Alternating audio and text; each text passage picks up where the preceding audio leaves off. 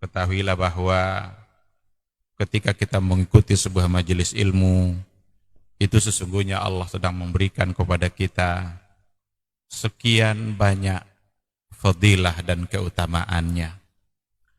Karena sungguh sangat mulia orang-orang yang berada di majelis ilmu. Orang-orang yang berada di majelis ilmu adalah orang-orang yang akan dimudahkan baginya jalan menuju surga Allah. Dalam hadis dikatakan oleh Rasulullah sallallahu alaihi wasallam, "Man salaka tariqan yaltamisu fihi ilman, sahalallahu lahu tariqan ilal jannah." Barang siapa yang menempuh satu jalan di mana tujuannya adalah untuk mendapatkan ilmu, maka Allah akan mudahkan baginya jalan menuju surga.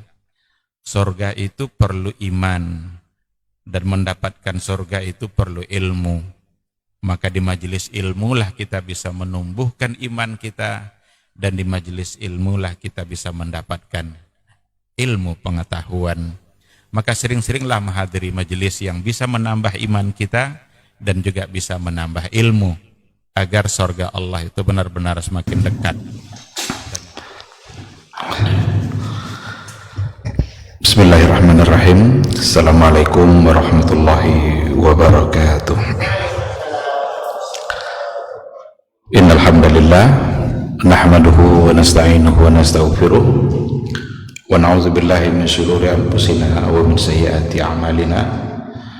May yahdihillahu fala mudhillalah wa may yudlilhu fala hadiyalah. Asyhadu an la ilaha illallah wahdahu la syarikalah wa ashhadu anna Muhammadan abduhu wa rasuluh la nabiyya wa la rasula ba'da. Ikhwati fillah, ma'asyaral hadirin wal hadirat, bapak ibu-ibu yang dimuliakan Allah, mari kita kembali bersyukur kepada Allah Subhanahu wa taala pada maghrib yang penuh berkah ini. Alhamdulillah, hanya atas izin dan kehendak Allah kita bisa duduk di sebuah majelis ilmu setelah kita mengerjakan kewajiban kita sholat maghrib berjamaah. Mudah-mudahan kaki yang kita langkahkan ke rumah Allah pada maghrib ini bisa menghapus dosa-dosa kita dan juga bisa mengangkat derajat dan kemuliaan kita di sisi Allah Subhanahu wa taala. Kita berharap mudah-mudahan sisa umur yang masih diberikan oleh Allah Subhanahu wa taala hendaknya selalu kita gunakan untuk mendulang pahala, selalu kita gunakan untuk melakukan hal-hal yang akan memudahkan kita di yaumul hisab. Sama-sama kita juga harus berselawat dan salam untuk Rasulullah sallallahu alaihi wasallam. Allahumma salli ala Muhammad wa ala ali Muhammad. Mudah-mudahan sosok figur yang diutus oleh Allah Subhanahu wa taala untuk menyampaikan sebuah risalah, hendaknya risalah itu selalu kita tauladani. Hendaknya risalah itu selalu kita jadikan panduan. Apapun yang kita lakukan dalam kehidupan kita ini, hendaknya selalu kita ukur kebenarannya dengan apa yang telah diajarkan oleh Rasulullah sallallahu alaihi wasallam. Mudah-mudahan dengan cara itu kita bisa selamat baik di dunia maupun di akhirat kelak. Harapan kita tentu saja kita bisa mendapatkan syafaatnya di yaumul mahsyar, yauma la yanfa'u malun wala banun illa man atallaha biqalbin salim. Ikhwati fillah, ma'asyaral hadirin wal hadirat, rahimani Allah wa iyyakum. Kembali pada maghrib ini kita akan melanjutkan kajian maqasidus syariah kita, di mana kita akan melanjutkan apa yang sudah kita bahas, akan kita sambung apa yang sudah kita bahas pada pertemuan yang sebelumnya. Kita akan berbicara tentang maqasidu az-zakah atau maqasidus syariah fi zakah, tujuan-tujuan syariat di balik hukum zakat. Kita baru sampai pada bagian awalnya. Kita baru mendefinisikan apa itu zakat dan apa beda antara zakat, infak, sedekah dan lain sebagainya. Baru sebatas itu yang sudah kita bahas. Kita akan lanjutkan pada maghrib ini dengan landasan-landasan syar'i tentang zakat, serta kenapa zakat itu diperintahkan oleh Allah, apa yang akan didapatkan oleh orang yang berzakat dengan mengerjakan ibadah zakat itu, karena itu sebuah ibadah yang sudah ditetapkan hukumnya oleh Allah. Dan Allah Subhanahu wa ta'ala ketika menetapkan sebuah hukum, maka pasti di balik hukum itu ada maqasid, pasti ada tujuan. Tidak ada satupun hukum yang ditetapkan oleh Allah Subhanahu wa ta'ala yang di baliknya tidak ada hikmah, yang di baliknya tidak ada ibrah, atau di balik hukum itu tidak ada tujuan. Pasti ada tujuan. Nah, ikhwati fillah, untuk ayat Al-Quran itu akan sangat banyak sekali nanti yang bercerita tentang perintah untuk memberikan sebahagian dari apa yang kita miliki, perintah untuk memberikan apa yang kita punya lalu menjadi milik orang lain. Maka zakat ini sebenarnya adalah ujian bagi keimanan kita. Karena orang yang beriman itu harus tunduk kepada perintah Allah. Dia yang banting tulang, dia yang nyari, dia yang punya, tapi dia siap untuk memberikannya kepada orang lain ketika Allah memang memerintahkannya untuk memberikannya kepada orang lain. Ayatnya banyak sekali. Kita ambil beberapa contoh atau beberapa ayat yang berkaitan dengan itu. Di antaranya adalah surat At-Taubah. Surat Taubah ayat 103 dikatakan oleh Allah Subhanahu wa taala, "Khudz min amwalihim shadaqatan tutahhiruhum wa tuzakkihim biha." Ambillah dari harta mereka itu sedekatan, sedekahnya. Sedekah di sini artinya adalah zakat.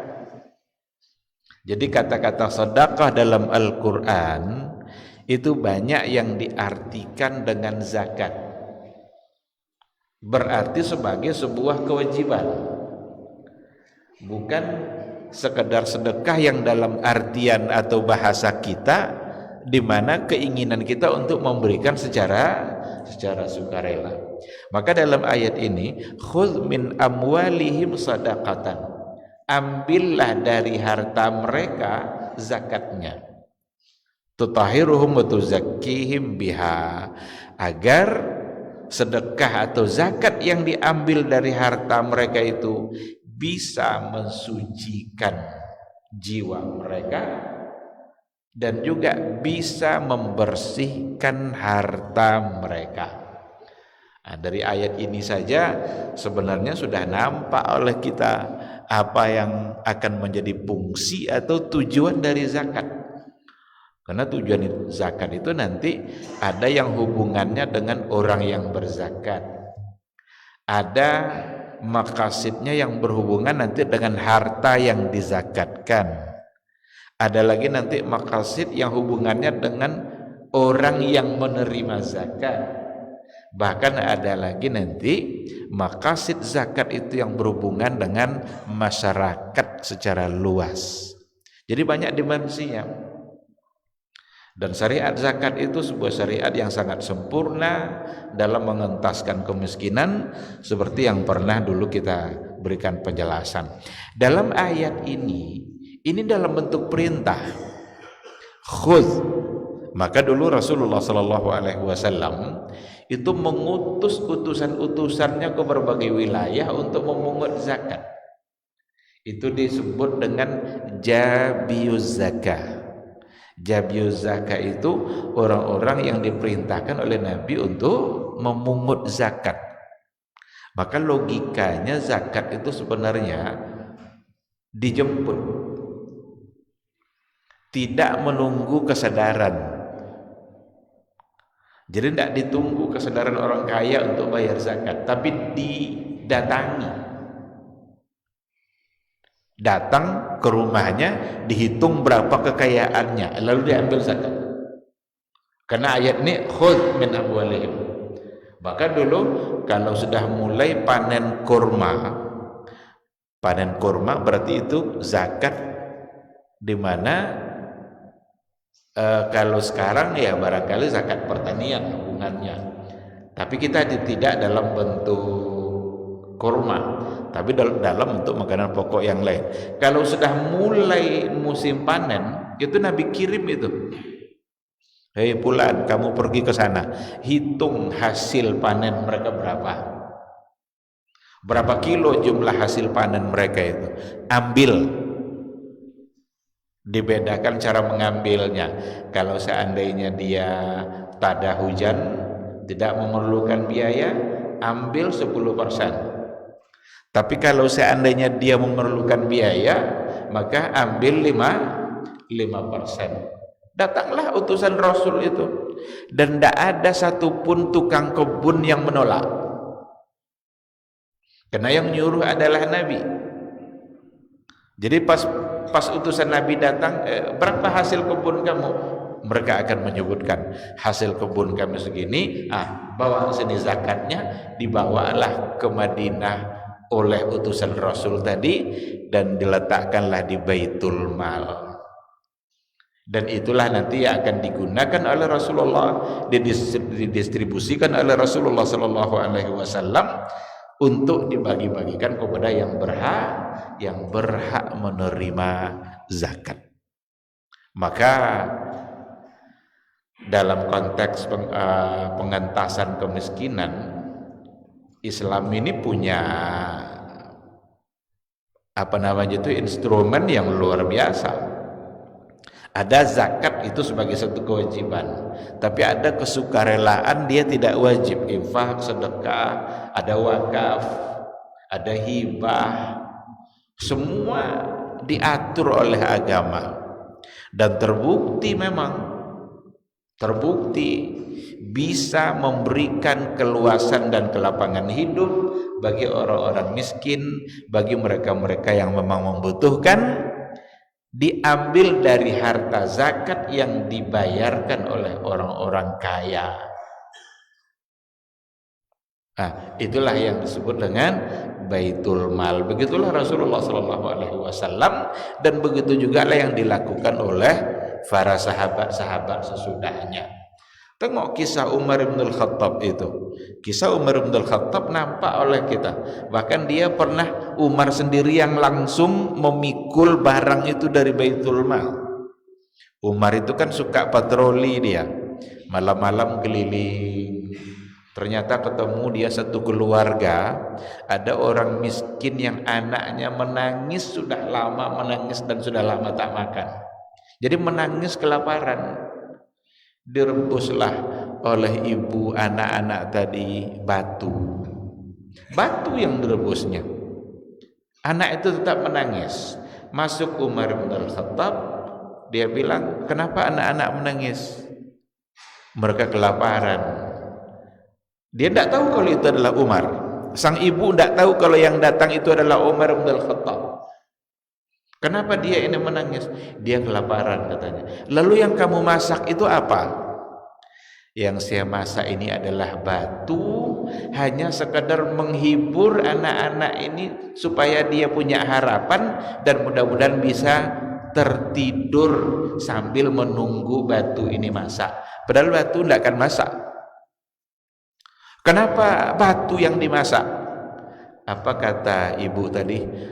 Begitulah Umar ibn al-Khattab tidak memikirkan kami. Padahal yang di depannya adalah Umar ibn al-Khattab. Pengawalnya Umar ketika itu ingin memarahi ibu itu, karena dia bilang, beginilah akibat Umar yang tidak memperhatikan kehidupan rakyatnya.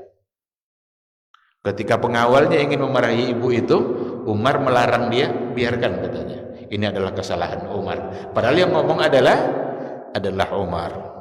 Ketika itulah Umar bin Khattab pergi ke Baitul Mal, mengambil sekarung gandum dan langsung diangkat dan dipikul oleh Umar.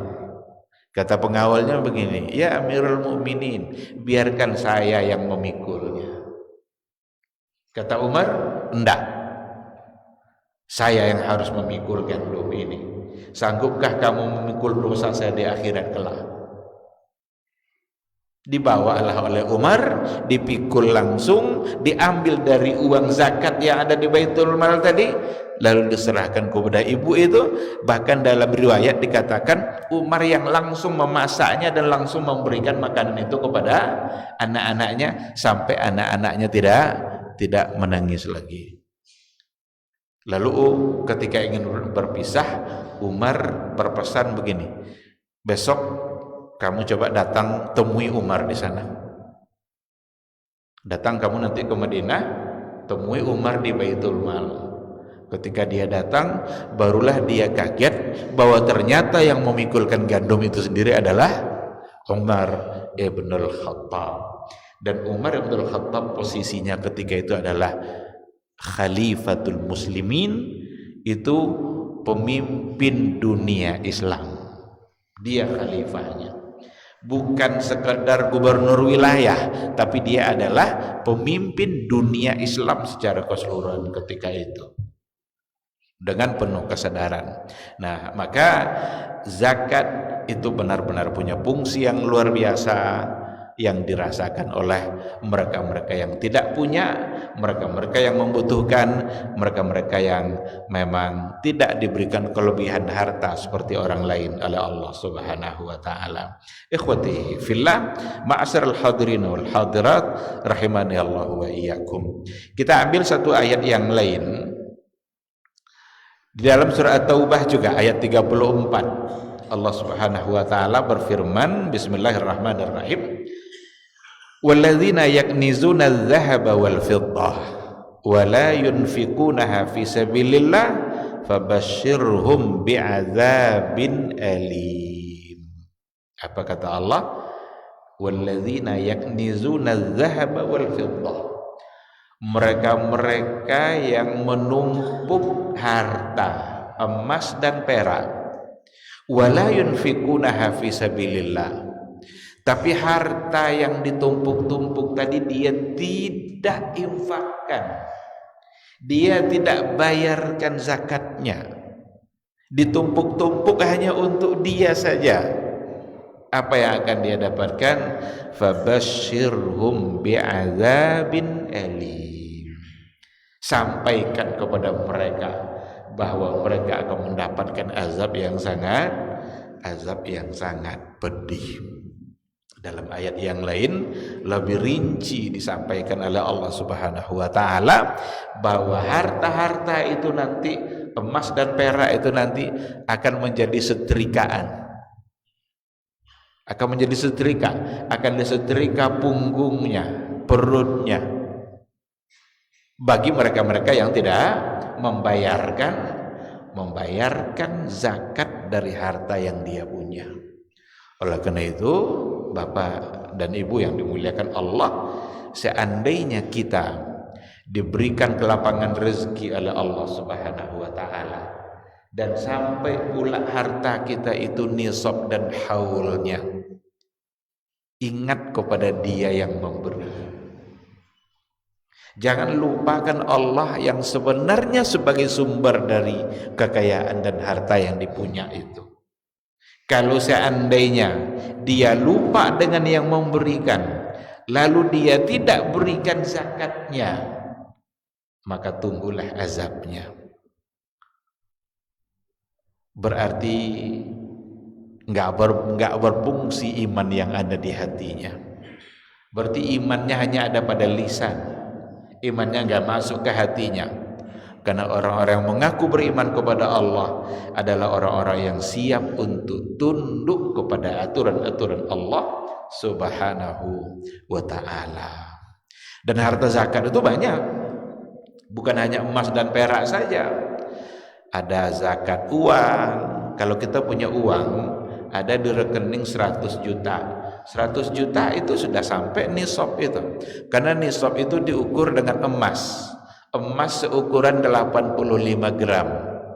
Seandainya 1 gram itu harganya 500.000, 85 gram kali 500.000, segitulah jumlah nisabnya. Dan kalau seandainya sampai nisab dan sampai haul, berarti ada kewajiban untuk mengeluarkan. Dan tidak banyak yang kita keluarkan. Zakat jauh lebih ringan daripada pajak. Pajak berat. Ada yang 10%, ada yang 15%. Dan semua harta yang kita punya ada pajaknya.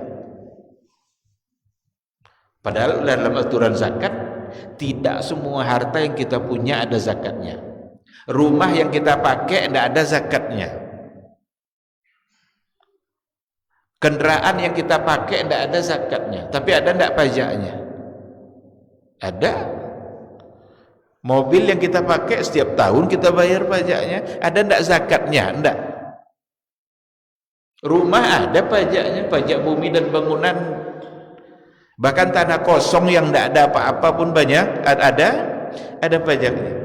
Tapi untuk zakat yang dipajak, yang dizakatkan itu adalah harta-harta kita yang memang produktif dan berkembang. Yang tidak berkembang tidak. Kalau ada orang kaya punya 5 mobil, 5 mobil itu tidak ada zakatnya. Kalau semuanya untuk dipakai. Tapi kalau punya showroom dia, dalam showroom itu ada 10 mobil, ada 20 mobil. Berarti itu bukan sekedar untuk dipakai, tapi itu adalah perdagangan. Maka masuk ke dalam kategori zakat perdagangan. Maka mobil tadi dihitung berapa modalnya itu dan berapa nanti untung yang dia dapat, lalu dibayar zakat. Rumah yang kita punya seperti tadi tidak ada zakatnya. Tapi developer yang membangun rumah, yang memang rumah itu untuk diperjualbelikan, itu ada zakatnya tuh. Karena rumah itu bukan untuk dipakai oleh dia, tapi untuk diperjualbelikan. Berarti ada zakat di situ. Maka jangan dikira nanti perdagangan yang dimaksud itu barang harian, karena selama ini orang cenderung memaknai itu. Ada orang jual minyak, jual beras, jual gula, itu juga, itu perdagangan juga. Tapi macam-macam jenis perdagangan hari ini. Semua ada ketentuan zakat. Kenapa harus zakat? Karena berkembang. Wajarlah diperintahkan untuk dibayarkan zakatnya karena hartanya berkembang terus. Masa tidak mau dia memberikan apa yang diberikan oleh Allah lebih dari kebutuhan dia? Yang kita bayarkan zakat itu kan yang berlebih kan? Yas'alunaka maza yunfiquna qulil afwa. Mereka bertanya kepada kamu wahai Muhammad tentang apa yang perlu dibayarkan zakatnya. Qulil afwa, katakanlah al afwa, yang ada kelebihan. Karena lebih itulah kita harus memikirkan keadaan orang lain yang barangkali dia tidak punya kelebihan seperti orang-orang kaya yang dilebihkan hartanya oleh Allah Subhanahu wa taala. Sinergitas itulah yang akan membuat kehidupan menjadi tenang, menjadi nyaman. Maka dalam konsep zakat tidak boleh ada sebenarnya orang yang tidak bisa makan. Bahkan kesempurnaan iman itu diukur melalui keinginan dan bisanya dia memberi makan tetangga tadi. Kan ada hadis kan, tidak sempurna iman seseorang kalau seandainya dia kenyang, tetangganya kelaparan. Jadi tidak sempurna iman seseorang kalau seandainya dia kenyang, tetangganya kelaparan. Itu semua adalah gambaran betapa dalam Islam itu sangat diminta kepedulian sosial dalam menjalani kehidupan.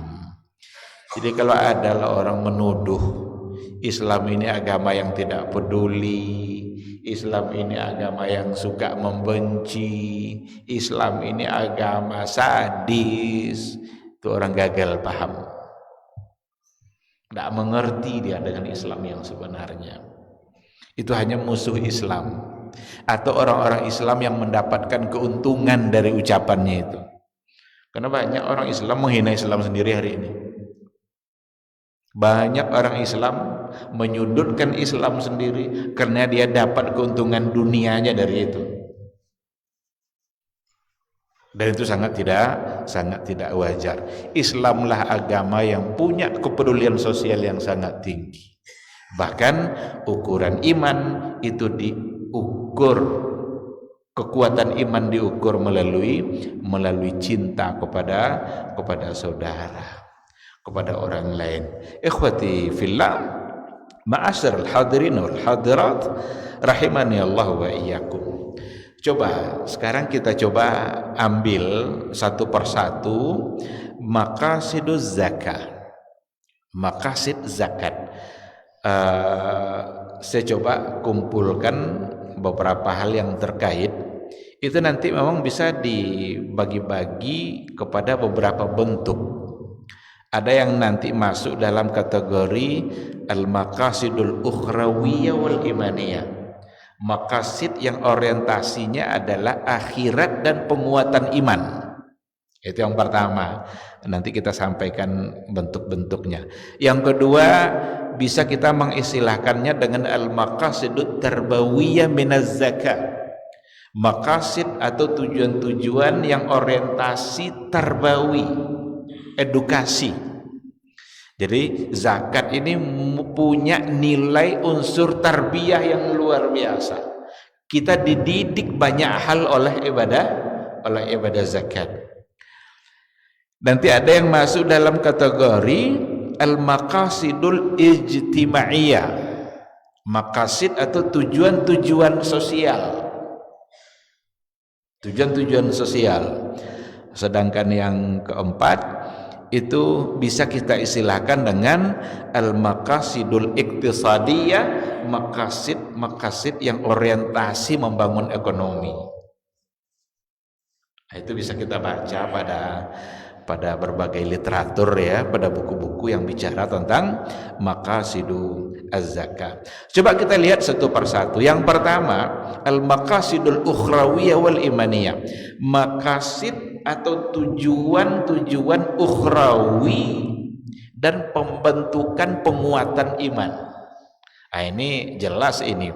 Ini harus kita kedepankan maqasid ini. Karena kenapa harus kita kedepankan persoalan ukhrawi? Karena zakat itu adalah ibadah. Dan setiap ibadah yang kita lakukan itu tujuan utamanya pasti ukhrawi. Begitu ibadah-ibadah yang lain. Puasa, tujuan utamanya ukhrawi. Nanti baru ikut tujuan-tujuan yang lain. Maka dalam bicara maqasiduz zakah, kita kedepankan ukhrawiyah imaniyah. Tujuan-tujuan akhirat dan memperkokoh iman. Apa poinnya? Di antaranya adalah orang yang berzakat itu akan menjadi orang yang dicintai oleh Allah Subhanahu wa taala. Orang yang rajin berinfak, rajin bersedekah, lalu menunaikan kewajiban zakatnya, maka dia akan menjadi orang yang dicintai oleh Allah Subhanahu wa taala. Kenapa Allah mencintainya? Karena Allah mencintai orang-orang yang taat kepada Dia. Membayar zakat berarti mentaati aturan Allah. Kalau kita taat kepada aturan Allah, maka Allah akan mencintai kita. Dalam kehidupan keseharian kita juga ada logika itu. Seorang ayah, kalau dia punya anak, kalau ada seorang ayah punya banyak anak, lalu di antara anaknya ada yang mentaati perintahnya dan ada yang tidak mentaati perintahnya. Kira-kira sama ndak cinta ayah kepada anak yang suka mentaati perintahnya dengan yang suka membangkang dan membantah? Pasti berbeda. Yang suka mencintainya, yang suka melaksanakan perintahnya, taat kepada ayahnya, suka dan senang ayahnya kepada dia, tapi yang suka membantah, maka ayahnya akan benci kepada dia. Wajar itu. Suruh ini enggak mau, suruh ini enggak mau. Padahal yang memerintahkan adalah ayahnya sendiri. Maka ayahnya akan benci. Tapi kalau ada yang taat, apapun yang diperintahkan oleh ayahnya dia laksanakan. Kadang sulit dia untuk melaksanakannya, tapi bisa dia kerjakan. Dia tetap mengerjakan perintah ayahnya, maka dia akan menjadi orang yang dicintai oleh ayahnya. Bisa-bisa dapat bonus. Bisa-bisa belum dia meminta apa-apa, ayahnya udah nanya, "Nak, kamu lebaran ini mau apa?" Belum dia minta itu udah ditanya itu, "Kamu mau apa?" Karena dia cinta. Allah Subhanahu wa ta'ala akan mencintai hamba-hambanya yang taat. Maka hamba Allah yang taat itu kadang belum berdoa dia lagi, Allah sudah berikan. Belum berdoa dia. Maka ada ayat kan, wa may yattaqillaha yaj'al lahu makhraja wa yarzuqhu min haitsu la yahtasib. Barang siapa yang bertakwa kepada Allah, Allah akan berikan solusi bagi problem kehidupan dia. Jadi kita kalau mau dapat solusi masalah hidup, itu ada pada ketakwaan. Jangan cari solusi hidup dengan kepintaran kita. Jangan andalkan solusi hidup kita dari kelebihan yang kita punya. Tapi andalkan Allah dalam menyelesaikan persoalan hidup kita.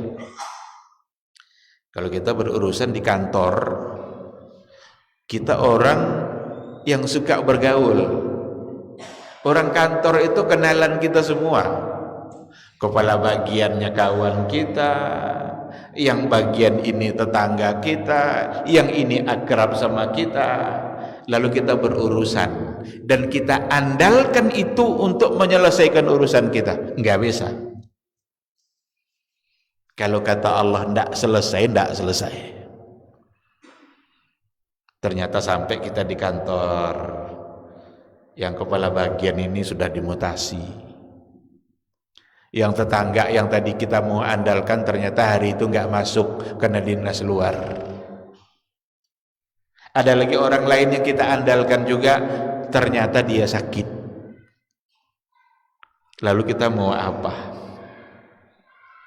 Tapi andalkan Allah. Maka setiap kita ingin memulai satu urusan, mulailah dengan bismillah. Kullu amrin dzibalin la yubda'u fihi bismillah fahuwa aqta'. Semua urusan kalian, semua urusan yang baik yang ingin kalian lakukan, la yubda'u fihi bismillah, tidak dimulai dengan bismillah, fahuwa aqta', maka dia akan terputus. Apa arti terputus di situ? Qati'ul barakah, terputus keberkahannya. Jadi Allah yang kita andalkan. Wa may yattaqillaha yaj'al lahu makhraja. Lalu kata Allah apa setelah itu? Wa yarzuqhu min haitsu la yahtasib. Dan Allah akan beri dia rezeki dari jalan yang tidak dia duga-duga. Itulah sebabnya orang yang suka memberi, orang yang suka berinfak, orang yang tak pernah lupa membayarkan zakat hartanya, ternyata hartanya tidak berkurang tuh. Hartanya bertambah terus. Itu sahabat yang namanya Abdurrahman ibn Auf gagal jadi orang miskin. Gagal jadi orang miskin. Abdurrahman bin Auf. Padahal dia asal punya harta dia berikan. Dialah yang menanggung kehidupan istri-istri Nabi 4.000 dinar setiap bulan dari Abdurrahman bin Auf. Tidak miskin-miskin dia. Jadi ada cinta Allah. Maka kalau Allah sudah mencintai, maka Allah akan berikan bahkan sebelum kita meminta. Tapi kalau Allah tidak cinta sama kita, capek kita minta, dan Allah juga tidak memberikan. Nah, oleh karena itu zakat dia punya maqasid ukhrawiyah, imaniyah, orientasi akhirat dan penguatan iman, di mana mereka akan dicintai oleh Allah Subhanahu wa taala. Zakat itu akan membuat seseorang akan mendapatkan naungan nanti di akhirat kelak. Jadi almar'u tahta zilal sadaqatihi yaumal qiyamah hatta yubda.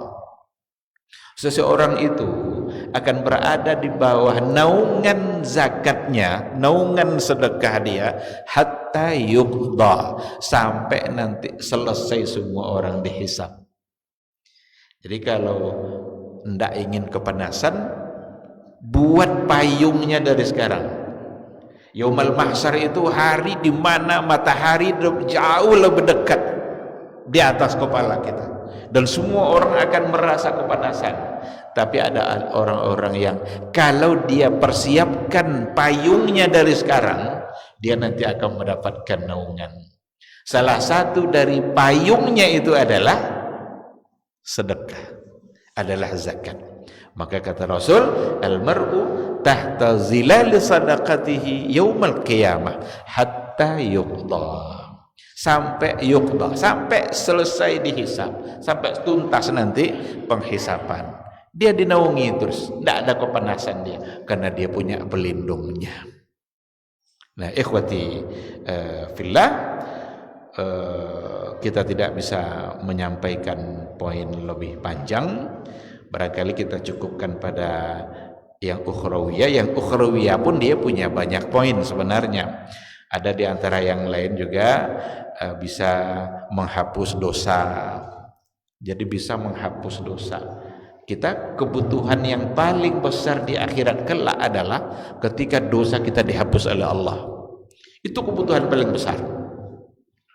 Bagaimana nanti di hari akhirat dosa-dosa kita dinyatakan oleh Allah diampuni. Yang salah satu caranya adalah dengan berzakat. Kalau berzakat itu yang mendapatkan zakat tadi, dia akan memberikan doa-doa baik. Jarang sekali kita mendengarkan atau kita melihat kalau diberi lalu dia tidak punya doa untuk yang memberi. Jarang sekali. Dari lampu merah itu 2.000 cuma kita beri 2.000. Apalah arti 2.000 itu? Tapi panjang kali doanya. Jangan remehkan doa siapapun. Siapa tahu doa dari lidah dia ternyata yang didengarkan dan dikabulkan oleh Allah Subhanahu wa taala. Makasih Pak, mudah-mudahan Bapak sehat, mudah-mudahan rezeki tambah banyak. 2.000 itu yang sedang diserahkan. Tapi doanya luar biasa. Nah, oleh karena itu suka memberi akan mendapatkan hal yang lebih yang akan diberikan oleh Allah Subhanahu wa taala. Ikhwati fillah, karena waktu Isya sudah masuk, mohon maaf agak terambil sedikit waktunya. Kita berhenti pada poin yang pertama, maqasid ukhrawiyah wal imaniyah. Insyaallah kita sambung poin yang berikutnya. Ada maqasid istimaiyah, tarbawiyah, dan yang berikutnya insyaallah pada pertemuan yang akan datang. Mudah-mudahan majelis ini menjadi ibadah bagi kita bersama. Semoga kita semakin mulia di sisi Allah Subhanahu wa taala dengan ilmu dan iman. Mudah-mudahan kita istiqamah di atas jalan Allah sampai akhir hayat nanti. Amin amin ya rabbal alamin. Subhanakallahumma bihamdika asyhadu an la ilaha illa anta astaghfiruka wa atubu ilaik. Wassalamualaikum warahmatullahi wabarakatuh.